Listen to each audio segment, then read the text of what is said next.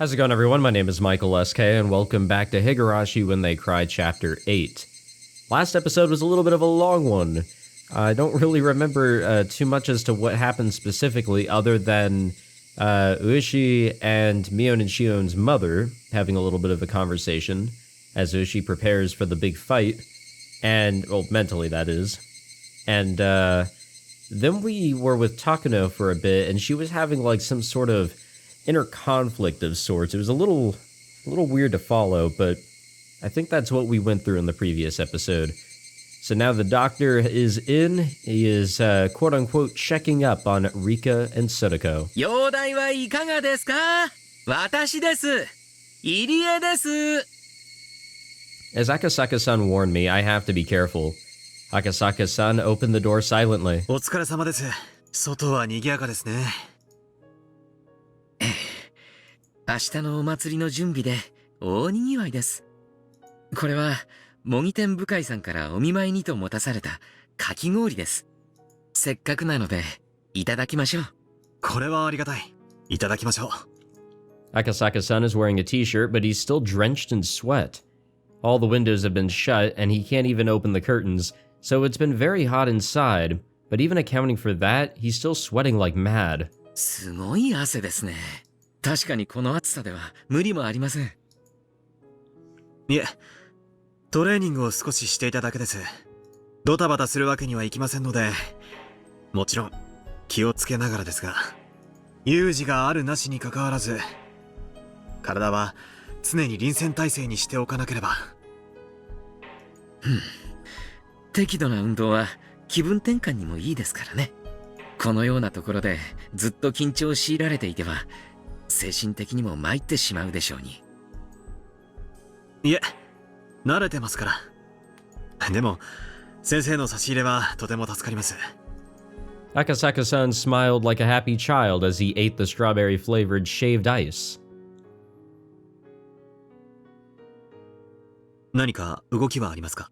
富武さんから連絡は?いえ、まだ何も動きはありません。あ、高野さんが富武さんと連絡がつかないと言っていました。身の安全のために宿を変えているはずでしたね。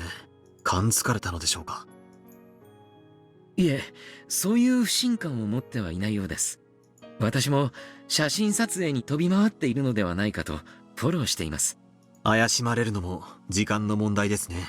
風向きはどちらにせよ、近いうちに強い風が吹きそうです。入江先生、くれぐれもご用心を。ええ、もちろんですよ。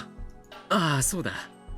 先ほど大石さんにお会いしまして、こんな話が進んでいるので伝えてほしいと頼まれました。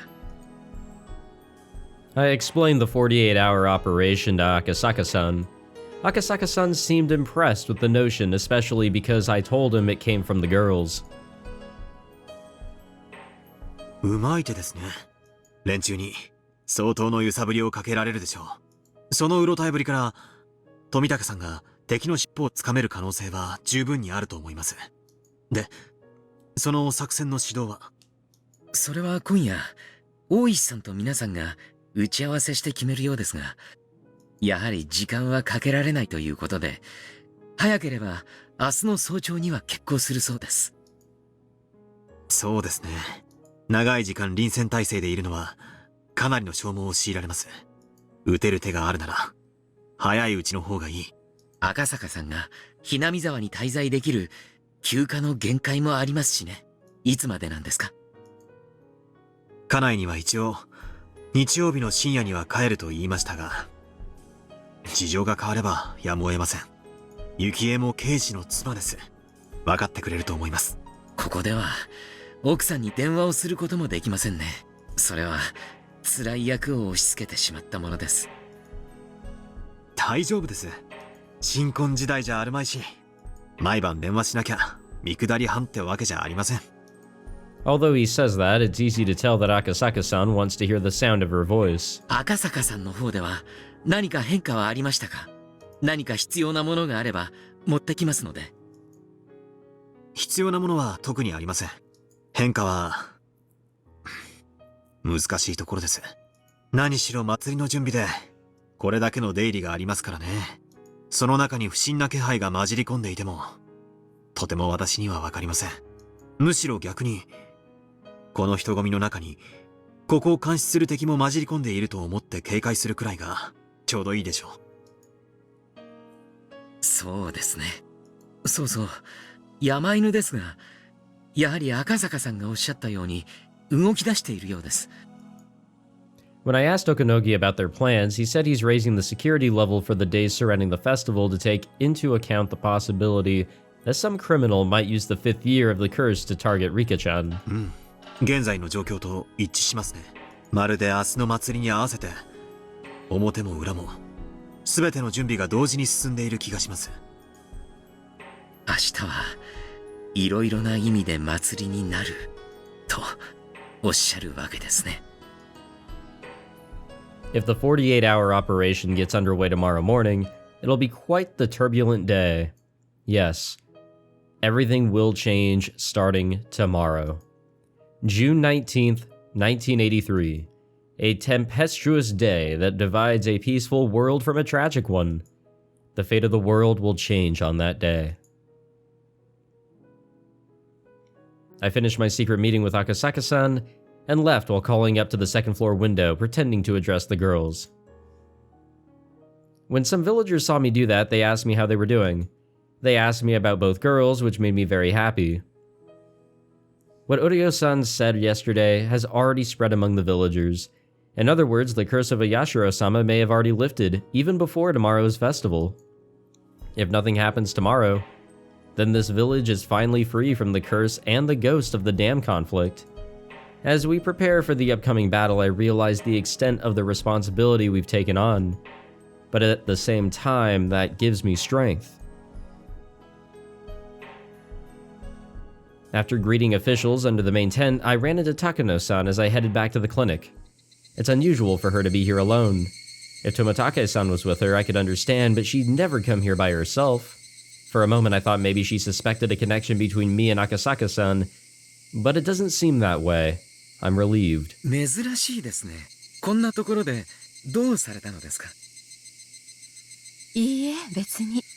ちょっとした気まぐれの散歩ですわ。You know, just having some inner turmoil and whatever else. そうですか。今日は気持ちいい風が吹きますからね。散歩も気持ちがいいと思いますよ。二郎さんもそんな風に誘われて一人で散歩に行っているのかしら。Those words had a strange nuance to them. Takano-san normally only spends time with Tomatake-san out of politeness. At least, that's how she's been acting. So when I heard her say that, I was a little surprised. そうかもしれません。彼は東京の人ですからね。Hinamizawaの自然や空気はとても貴重なものだとわかるのでしょう。所長、二郎さん、どこに行かれてるかご存知ありません？いえ、存じませんが。はて。昨べの会合にも欠席してますわね。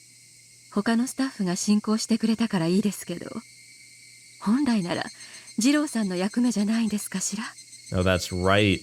In Chapter 7, there was like an audit or something along those lines to make sure that everything was going good with the budget and whatever else. 職務怠慢でしてよ。This is going in the wrong direction. I have to change the subject.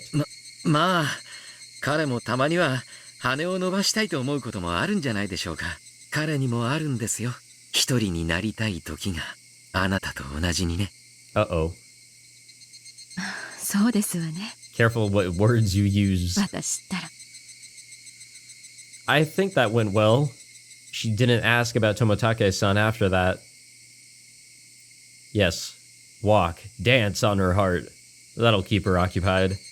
When I look around, I can imagine how lavish the festival is going to be tomorrow. Watanagashi is the biggest festival of the year around here. It's grown in scale ever since the dam conflict ended, and this year the village festival is hitting a peak. I'm sure villagers of all ages will enjoy themselves tomorrow.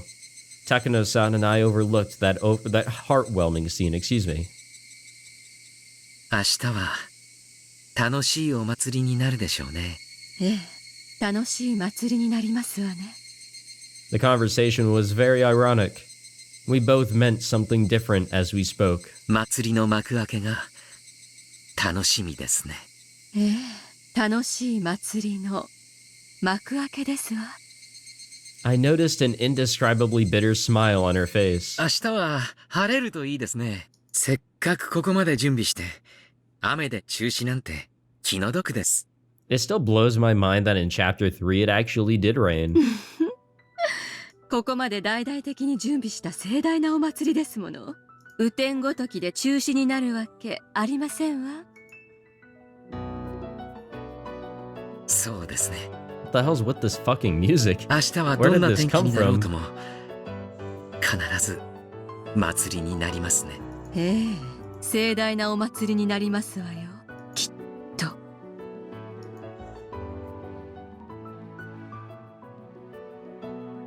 Yeah, this, I mean, I'm a sucker for anything on the goddamn piano, so I'm cool with it.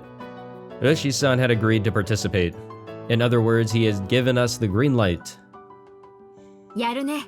さぞや話をまとめるのは難しかったでしょう。いや、それがね、私が呆れるくらいあっさり皆さん船に乗ってくれちゃいまして。いや、若さっていいなあ。私一人だけがうじうじとみっともないったらありゃしないです。Well, you have things to lose. They don't, so it is what it is. もう後には引けません。この大石クラウド、切るならど真ん中、最後まで突っ張りますよ。Ushi-san was always a man with great presence. He seems pretty reliable when he's that determined. This will work, and this operation will be a success. The enemy is unthinkably strong, but we're going on to the offensive first. It's like a sumo, or it's like in sumo, right? No matter how huge the opponent may be, there's a chance the entire match can be settled in an instant with a quick shift in stance during the opening rush. リカ、味方が多いというのはこんなにも心強いことなのです。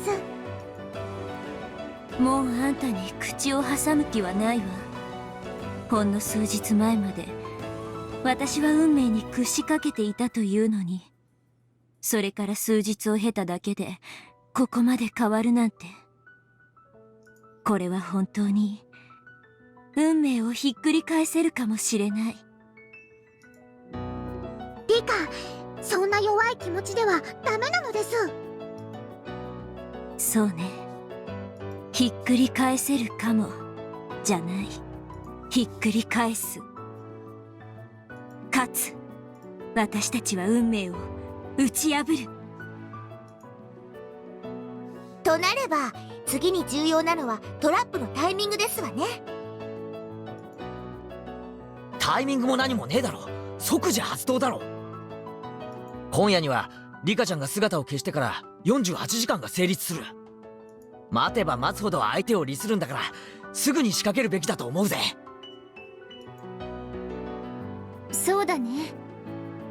慎重さは今回に限り相手を利するだけというのは同感。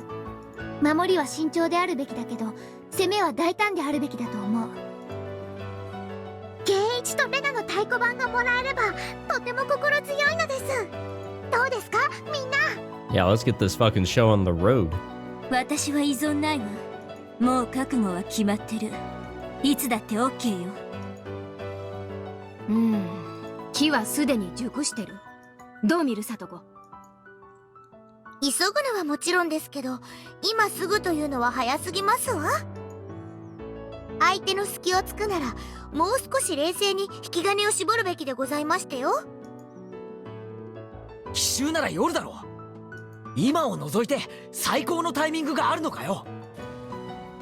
まあ落ち着きな。さとこの言うのも一理あるし、ケイちゃんの言うのも一理ある。奇襲の定番は夜襲。でもね、ほら、こうして深夜でも血気盛んでしょ。夜襲が効果的だったのは電気がなかった時代の話だよ。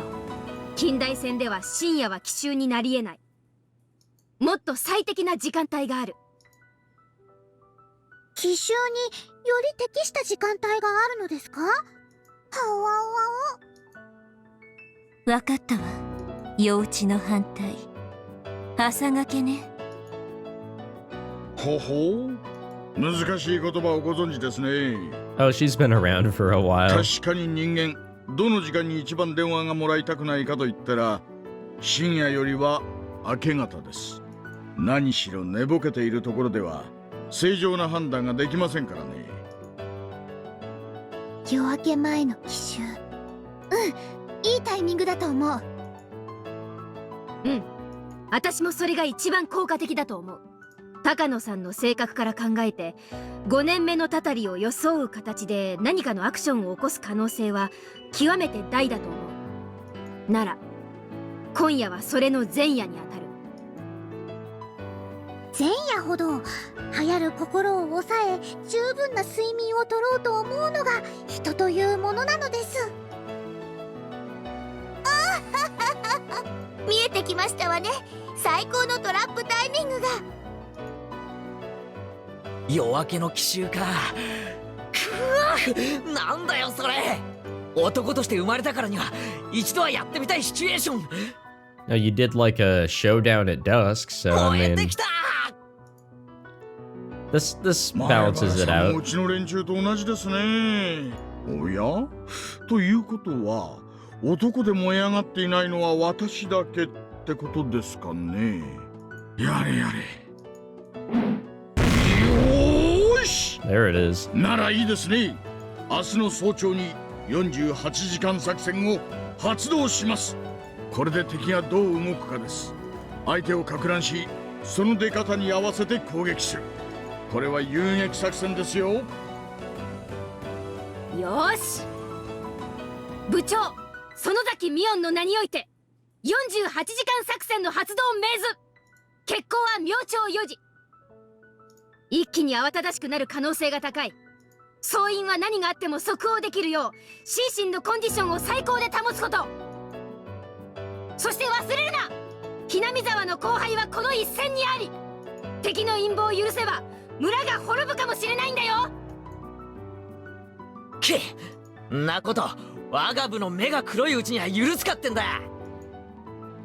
さあ、相手がどう出るか。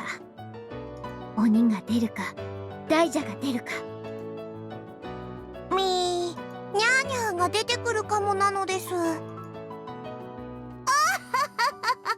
だったら可愛いですわね。それはないです。絶対に大きな動きが起こります。例えるならこれは微震。大きな津波が押し寄せる前の予兆のよう。そうだね。レナもその微震を感じてるよ。さあ、その津波を起こしてやろう。飲み込まれるのは村か連中か。俺たちはその波で波乗りとしゃれ込んでやるぜ。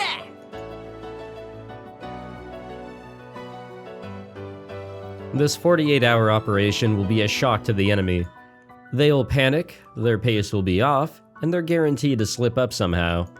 We don't know how they're going to slip up, but just knowing that they will and preparing ourselves to act gives us the full advantage. We're surrounding our enemies on this huge game board that is Hinamizawa. This game, this festival, will start with our siege. Come on, we're ready. We're ready for June 19th, 1983. Yeehaw. Hey Rika, have this many emotions ever gathered on this day? Actually, there were always this many emotions in this world. There were always countless numbers of them gathered on this forgotten June 19th. We just never realized it because we always looked at the world subjectively. There are so many people in this world, and each of them has very different emotions, or has very important emotions, excuse me. Those countless feelings are collecting together and giving shape to this world, this fragment. With this many emotions, what kind of world will we see? What kind of fragment will be granted? Who will win? Takano or us? The time to find out is now. Let's open it. Let's open the door to June 19th of 1983. Hopefully for the last fucking time. Not that, the festivities were ever bad or anything. I remember back in chapter 1 and maybe even chapter 2, like, the early chapter wackiness was always a lot of fun, truly, with the festival. The door to the 19th was our achievement.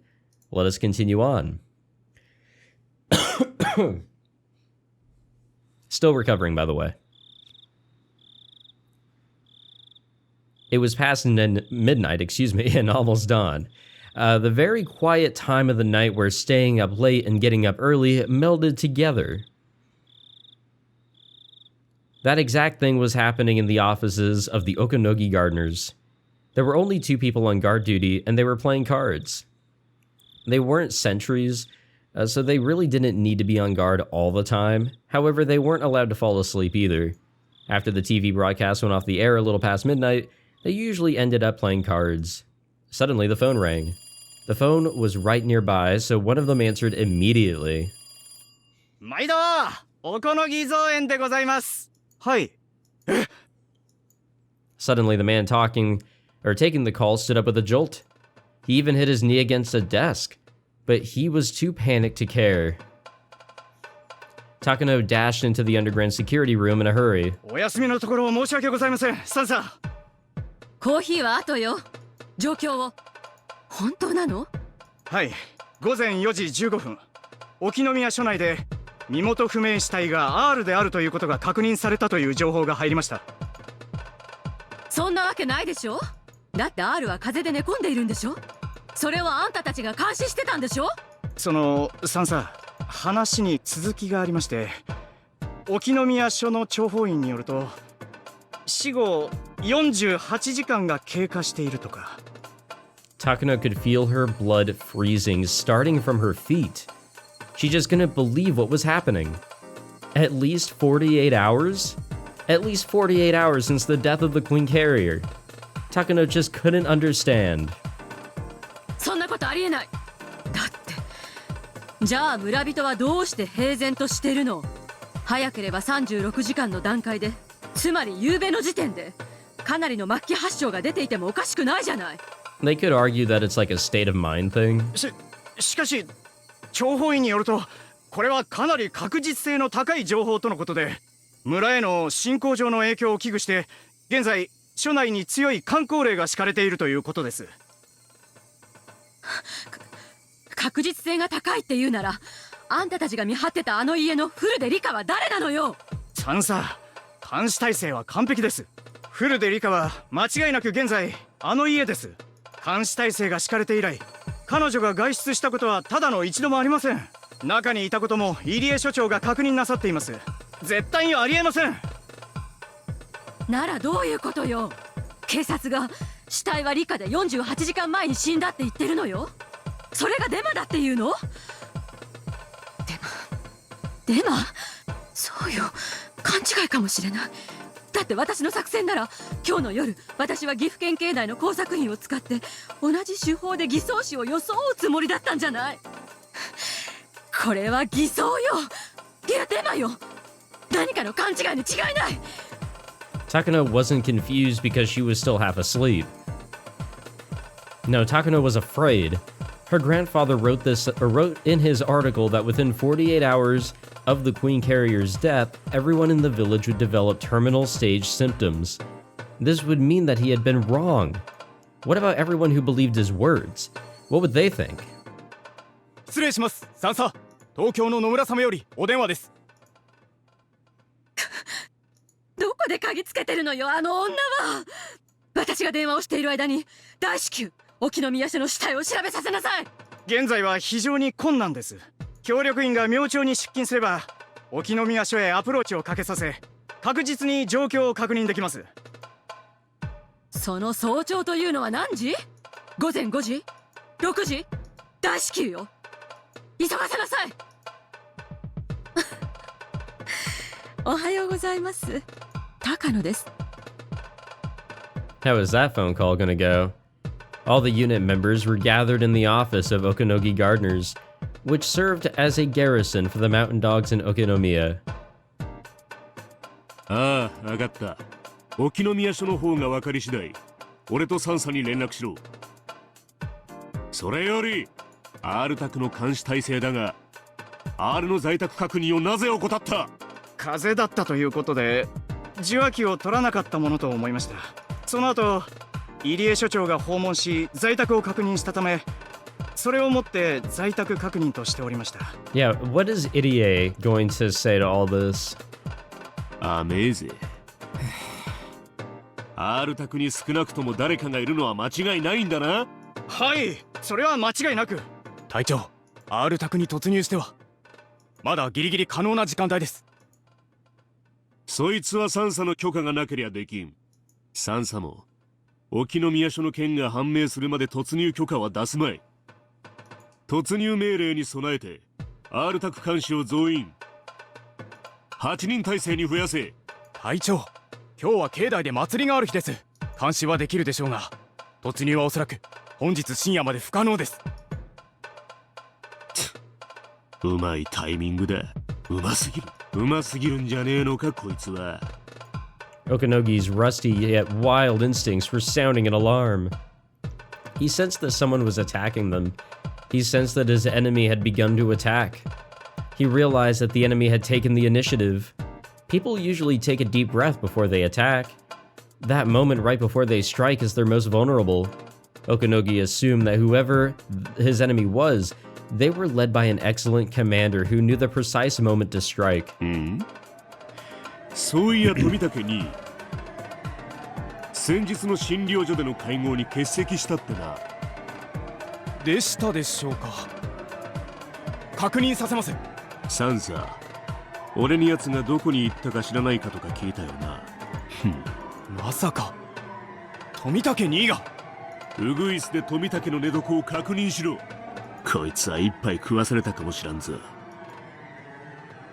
Or did he?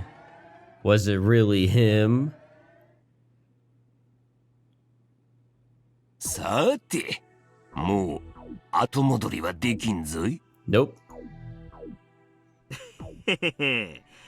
さて、これで大山明堂して何が出るっすかね。 Kumagai was trembling with excitement. クマちゃん、私は通信センターの方へ様子を見てきます。ここは絶対に死守してください。なっせ、死んでも誰も通さないです。あとのわしの役目はかかってくる電話をごまかすことだの。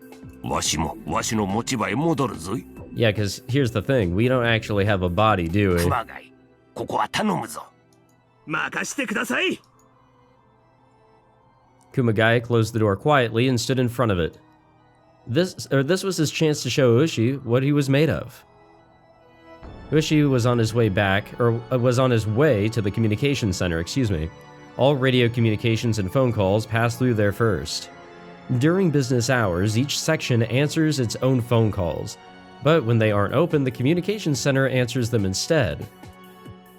どうですかこちらは。はい、ついさっき外線経由が鑑識課の直通番号に1本。相手は県警本部大高警部です。おお、大高くんか。へえ。Ushi grinned. The enemy had started to move. They must have been bribed, or they must have bribed someone inside the police department to be their spy. And he had started to move just as they planned. Ushi was surprised to learn that it had been Utaka. Ushi had never liked Utaka, because he constantly boasted about his academic background and always opposed to Ushi, who believes in relying on experience. They didn't get along at all when they worked together at the prefectural police department. 通話が終わったようです。じいさまに聞いてみよう。ピッポッパッと。あ、もしもし。So was this guy the same person who came in with like the bomb squad or whatever the fuck back in chapter 6? I remember there was like one guy that Ushi and Kumagai didn't like. おっと、大丈夫。いかがでした？青にさいが生きがりおってからに鼻であしらってやったわ。やっこさん、戸坂に来とる。所長の出勤を待って朝一でこっちに直接踏み込んでくるぞ。相変わらずことを派手にしたがる性分だな。てめえの体一つで喧嘩もできないんですかね。わしもますますに面白くなってきたぞい。今の電話で眠気が飛んだわ。やはりいるな。お前の言う怪しげな連中がゾロゾロと這い出してくるのを感じるぞい。 Well, things are getting interesting now. What's up next? Hey, demons over here. Come further in. I like this this track here, by the way. Well, now that it ended. Now that one's like, it gets so interesting, like, things are really moving. おはようございます。富武に早朝にすみません。山犬に動きがありましたのでご連絡します。つい先ほど山犬の全隊員に非常招集がかけられました。目的は不明です。そうですか。動きがありましたか。Tomitake turned on the light next to his bed and put on his glasses as he answered. それからそちらの警察内で妙な情報が流れています。まだ裏付けが取れませんが、女王感染者であるフルデリカの死体が発見されたというのです。詳しい話を。収容されていた身元不明死体の身元がフルデリカだったというものです。死後48時間を経過しているとか。緊急マニュアル第34号の発令基準を超えた事態ですが、現在のところHinamizawa地区は平穏が保たれているとのことです。そちらでは何か情報が入っていませんか。いえ、私は沖宮にいますので分かりませんが、それはありえないでしょう。多分女王感染者の死亡は何かの誤報だと思います。こちらも誤報を疑っていますが、分析では情報の精度は極めて高く、未確認ですが鑑識課職員複数が証言していると。しかしTomitake realized something. He realized that the Okunomiya police station was Ushi's territory. He also realized that this must be the work of Rika and her friends. Tomitake tried to think calmly. Even if they didn't know who their enemy was, it's obvious the emergency manual is the signal for an explosion, so they must have come up with the idea to destroy that signal. The foundation of the emergency manual is that unless something is done about it, within 48 hours after the Queen Carrier's death, all the villagers will develop terminal stage symptoms. So if nothing happens after 48 hours, there is no need for the emergency manual. And with that, the mountain dogs have been called in. もしもし、未確認ですが。はい。どうやら現状を考えると、入江機関に不穏な動きがないと断言することは難しいようです。一切に入江機関を緊急査察されるよう進言をお願いします。また、最悪の事態に備え、番犬部隊への予備命令も進言します。了解しました。9時になればもっとまとまった連絡が入ってくると思います。山犬造反となればそちらも危険です。十分ご注意を。もちろん用心してます。では次の定期連絡は9時に。It was 6 a.m. Tomitake would get another call in 3 hours. ウグイス1より前へ。富武は406号室だ。屋外監視問題ないか。ウグイス4野外監視問題なし。ウグイス5フロア問題なし。ウグイス3室内は無音。多分就寝してます。There was a do not disturb sign on Tomitake's door.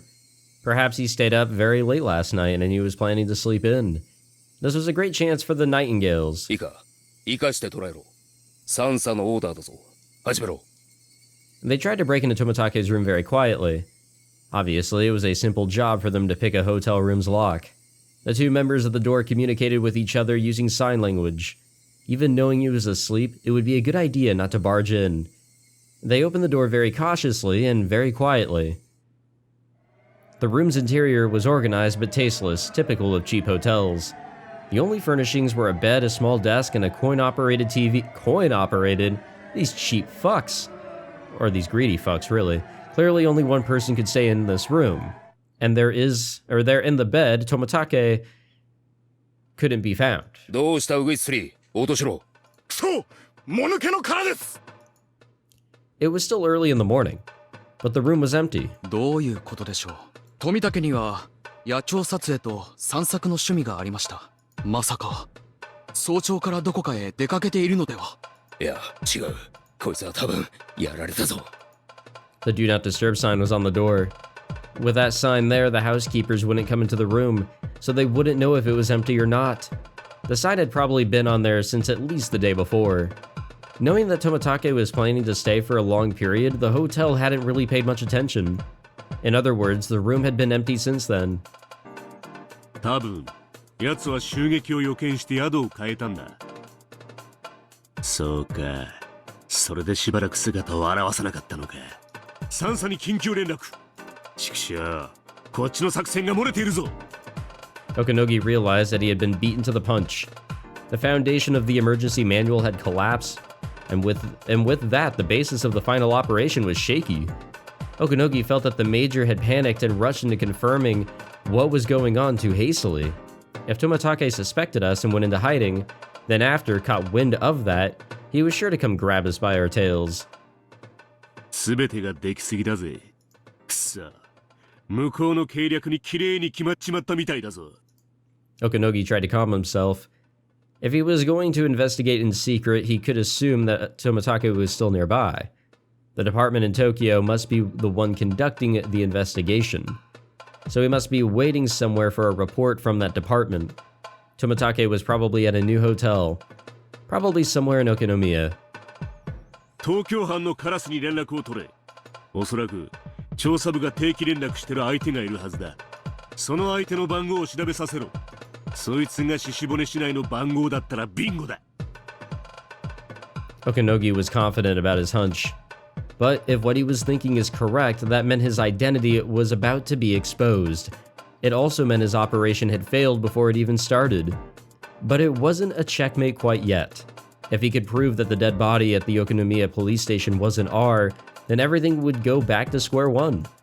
All he had to do was capture Tomitake and then check the body at the station. That was all. 隊長、カラスに連絡が取れました。通話内容は確認不能ですが、電話番号だけなら何とかできると。ただし、時間が欲しいそうです。どの程度？ほんの数時間ほどだそうです。ほんのときたもんか。せかしゃしねえが、可能な限り急げと伝えろ。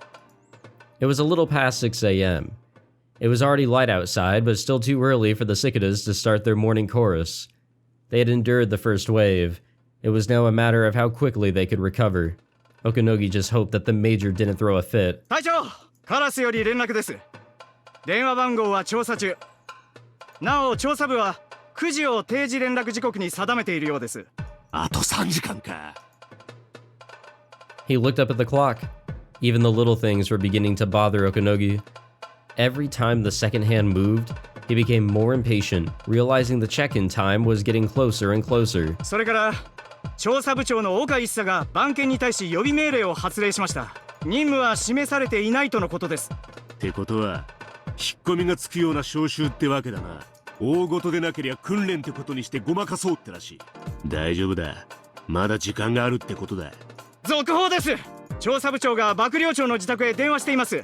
内容は不明。大丈夫だ。大丈夫。まだギリギリ大丈夫だ。The Bloodhound's standby orders meant they saw a very high chance of the Irie Institute revolting. The people on site must be practically certain of it.